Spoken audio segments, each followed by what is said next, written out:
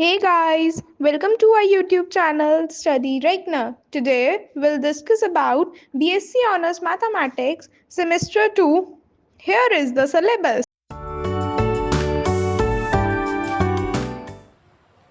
अब हम बात कर रहे हैं प्रेडेटर एंड प्रे मॉडल की। ये वाला मॉडल बहुत इंपॉर्टेंट है। इस वाले मॉडल को बहुत अच्छे से करना, इसमें से आने के चांसेस पेपर में बहुत होते हैं। ठीक है, तो सबसे पहले समझ लेते हैं कि ये मॉडल कहता क्या है। We develop a simple predator-prey model for carnivores using the growth of population of the small insect pests that interact with the another population of the beetle predators. There are several types of predator-prey interaction, that of the herbivores which eat the plant species, that of the carnivores which eat the animal species, and which is often an interaction between the adult and young. And also we use the DDT to kill the both predator and prey in a bid to eradicate the pest. Again अब यहाँ पे हम कुछ assumptions discuss करेंगे। जैसे हम हर model बनाते हैं उससे पहले कुछ अजम्पशंस लेते हैं, सेम अजम्पशंस यहाँ पे भी लेंगे। अज्यूम द अजम्पशन, 4 अजम्पशन लेनी है। पहली है assume the populations are large, sufficiently large to neglect the random differences between the individuals. Second, ignore the effect of DDT initially but modify the model later to incorporate its impact on the system. Third, assume that there are only two populations, prey and predator, that affect the ecosystem. Fourth, assume that prey population grows exponentially in the absence of the predator. अब हम बात कर रहे हैं compartmental model की। अब देखो ये वाला डायग्राम क्या है, ये हम इसको बाद में डिस्कस करेंगे। पहले हम ये जान लेते हैं कि ये डायग्राम कह क्या रहा है। ठीक है, तो देखेंगे there are two separate quantities that vary with the time, number of prey and number of predators. ठीक है, we develop the word equation, one for the rate of change of prey density and one for the rate of change of the predator density. तो हम दो चीज़ों की बात करने वाले, एक प्रे होगा और एक प्रीडेटर। इसकी अभी हम वर्ड इक्वेशन भी देखेंगे। So the only input for each population are the birth and the only outputs are the death. मतलब अब हमने इनपुट बर्थ दिया तो हमें डेथ मिलेगा। जैसे बर्थ हुआ प्रे, डेथ हो गई। बर्थ किसका हुआ, प्रीडेटर, फिर डेथ हो गई। तो हम यही दो इनपुट दे रहे हैं, इनपुट बर्थ दे रहे हैं, आउटपुट क्या आ रहा है, डेथ आ रही है। ठीक है, however prey death occur due to predator capturing and eating them.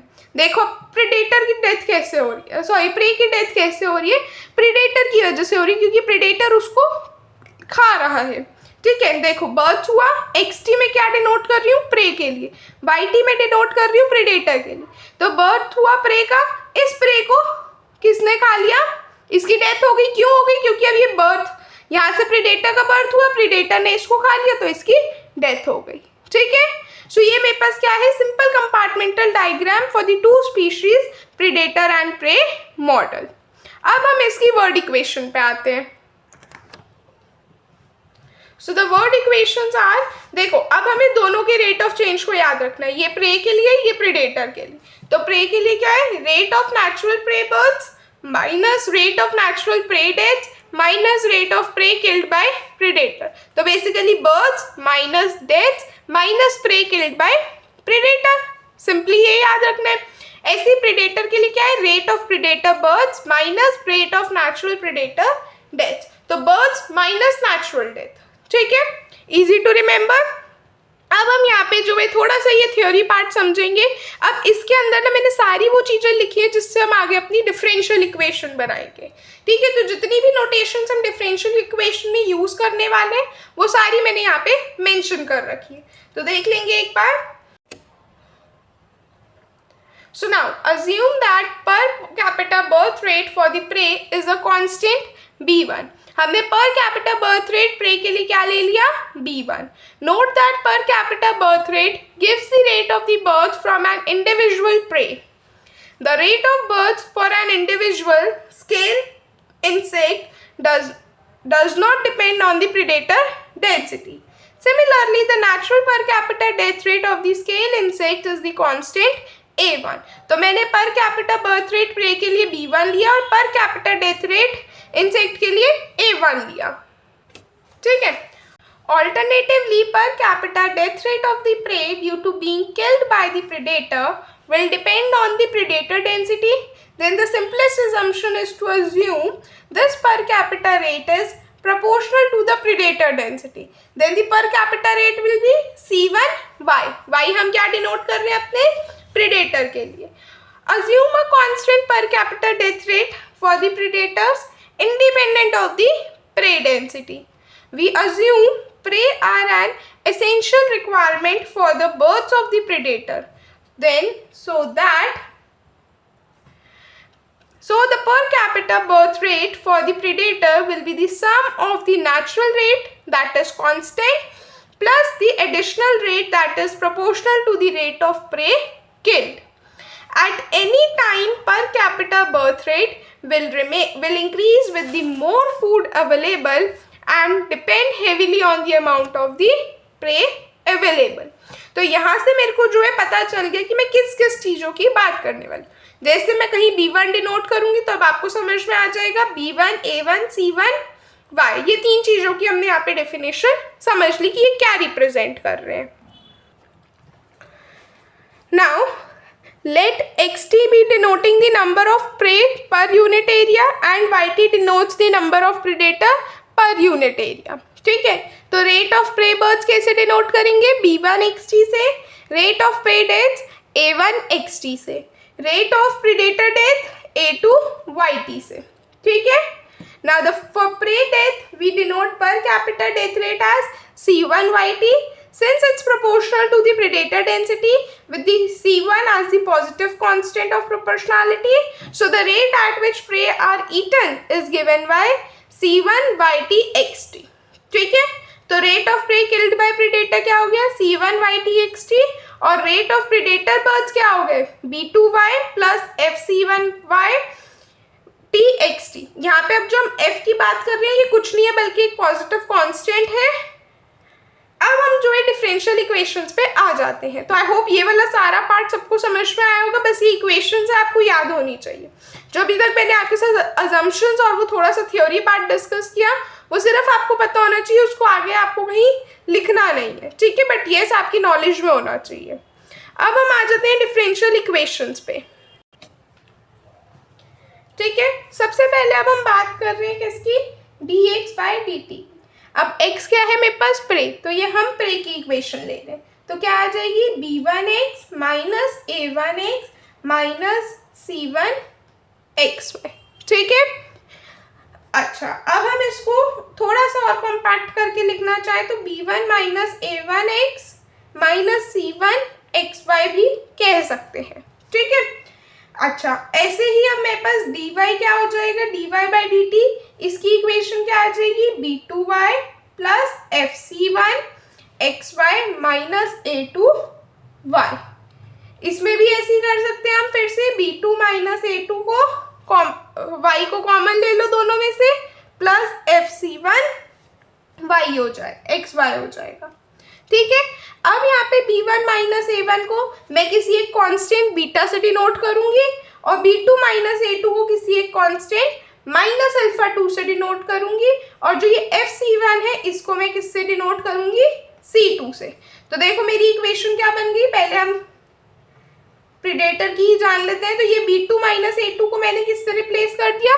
Minus alpha 2 से. तो ये आ जाएगी मेरे पास equation minus alpha 2y plus FC1 को मैंने C2 से डिनोट किया है तो ये C2xy हो गया, ठीक है. तो अब ये मेरे को एक्चुअल इक्वेशन याद रखनी है. ऐसे ही अब मैंने यहाँ पे B1 माइनस A1 को बीटा से डिनोट किया है तो dx बाई dt मेरे पास कैसे आ जाएगी? बीटा x माइनस C1xy, ठीक है. अब हमें अज्यूम करना है कि यहाँ पे जो हम ये बीटा 1 अल्फा 2 C1 C2 ये ले रहे हैं ये सारे क्या है? पॉजिटिव कॉन्स्टेंट्स है, ठीक है. हमने जितनी भी इनकी बात की है ना, ये जो B1 ये लिखा है मैंने यहाँ पे बीटा 1 अल्फा 2 C1 C2 ये सारे मेरे पास क्या है? पॉजिटिव कॉन्स्टेंट्स है, ठीक है. अब हम इस सिस्टम ऑफ इक्वेशन को, जो ये वाली इक्वेशन मैंने अब बनाई, इस सिस्टम ऑफ इक्वेशन को हम क्या कहते हैं? लोटका वोल्टेरा प्रीडेटर प्रे मॉडल कह सकते हैं या सिस्टम कह सकते हैं, ठीक है, ये बहुत इंपॉर्टेंट है। Now, the parameters C1 and C2 are known as interaction parameters as they describe the manner in which the population interact. अब यहाँ पे ना एक क्वेश्चन है, बहुत सिंपल सा क्वेश्चन है, वो कह रहे check the Lotka Volterra model in the limiting cases of prey with no predator और प्रेडेटर विद नो प्रे। मतलब एक तरह से दो पार्ट्स कह रहा है वो, एक कह रहे कि प्रे विद नो प्रीडेटर और दूसरा कह रहे प्रीडेटर विद नो प्रे। मतलब प्रे होना चाहिए प्रीडेटर नहीं, फिर कहते हैं प्रीडेटर होना चाहिए प्रे नहीं होना चाहिए, ठीक है। तो हम कैसे कर रहे हैं, suppose there are no predators. अब अगर प्रीडेटर ही नहीं है तो इसका मतलब y की वैल्यू 0 होगी, तो इक्वेशन क्या बन गई, देखो हमने इक्वेशन ये बनाई थी ना, अब मैंने क्या कहा प्रीडेटर नहीं है तो ये वाली टर्म 0 हो गई, तो इक्वेशन क्या बची dx/dt, बीटा 1 है यहाँ पे, ठीक है। अब बीटा से मत डिनोट करना, बीटा 1 से करना, क्योंकि बीटा हम जो है पीछे यूज कर चुके हैं, राइट। तो ये बीटा 1 हो जाएगा, तो बीटा 1x बचा। तो ये इक्वेशन क्या रिप्रेजेंट कर रही है, exponential growth, the prey grows exponentially, ठीक है।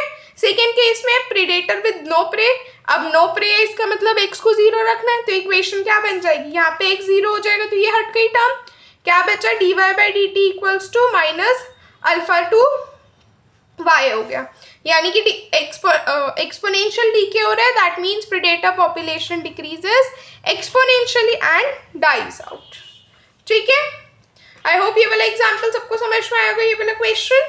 अब हम आ जाते हैं, एक छोटी सी बात आपको याद रखनी है, ये वाली भी आपकी नहीं की इक्वेशन है। अब ये इक्वेशन किससे बनती है, ये इक्वेशन बनती है कि अगर आप DDT स्प्रे कर देते हो, ठीक है। देख लेंगे एक बार ये, consider if DDT is sprayed, then this represents a different mechanism for prey and predator death. Assume per capita death rate due to DDT are constant with the different per capita rates P1 and P2. अब हम दो चीजों की बात कर रहे हैं, P1 और P2 की। ये कुछ नहीं है बल्कि क्या है, per capita rate for the prey and predator. तो P1 हम प्रे के लिए डिनोट कर रहे हैं और P2 प्रीडेटर के लिए। इसका मतलब है कि this means that DDT has an equal effect on the each individual of the given species. The modified differential equation 1 including the additional terms P1xt for prey and P2yt for the predator are, अब देखो equation 1 कौन सी है, यही वाली, ठीक है। अब हम इसी इक्वेशन में क्या कर रहे हैं, प्रे के लिए हम P1xt डिनोट कर रहे हैं और प्रेडेटर के लिए P2yt डिनोट कर रहे हैं।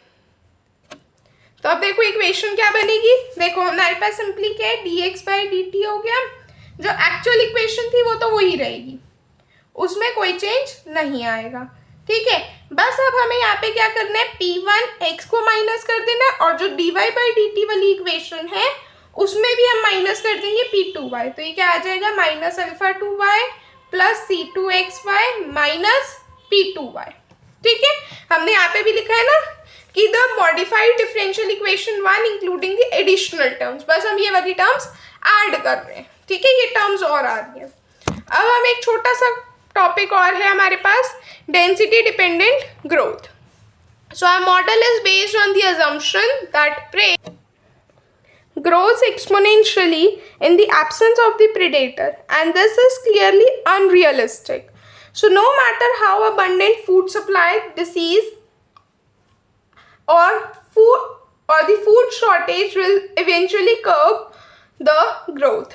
Thus, returning to the case without DDT, we will replace the growth term for the prey population in 1 with the density dependent growth and the carrying capacity K. The system becomes beta 1 x 1 minus x by k minus C1 xy and dy/dt की क्या हो जाएगी, C2 xy minus alpha 2 y, ठीक है। सो आपको बस ये equations याद रखनी है, इसमें ज़्यादा कोई मुश्किल वाली बात नहीं है, आप 2-3 बार इसको लिख के देखोगे आपको सारी इक्वेशंस याद हो जाएंगी, ठीक है। आई होप आपको आज का लेक्चर पसंद आया होगा। स्टिल कोई डाउट्स है आप कमेंट सेक्शन में पूछ सकते हैं। नेक्स्ट टॉपिक के लिए बने रहें, तब तक के लिए चैनल को लाइक करें, शेयर करें और सब्सक्राइब करें। Thank you everyone.